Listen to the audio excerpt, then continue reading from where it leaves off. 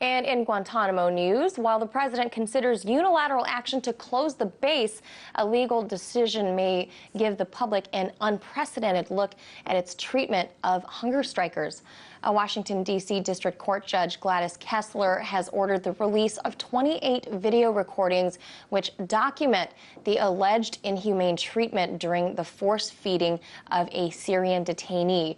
Kessler wants the videos redacted by October 17th. The decision was made during a hearing which the government initially tried to close to the public.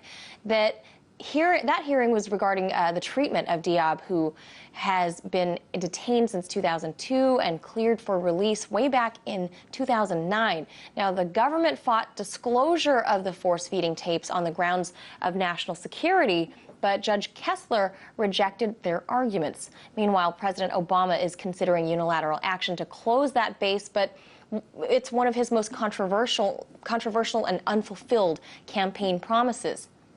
When I was campaigning in 2007 and 2008, and when I was elected in 2008, I said we need to close Guantanamo.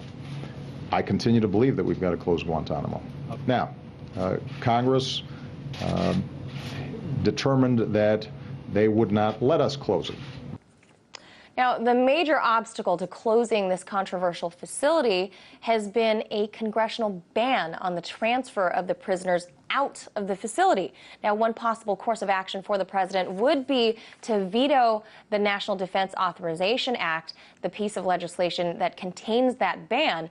Now, alternatively, he could sign the overall NDAA, but declare that congressional restrictions on prisoner movements infringe upon his powers as commander-in-chief.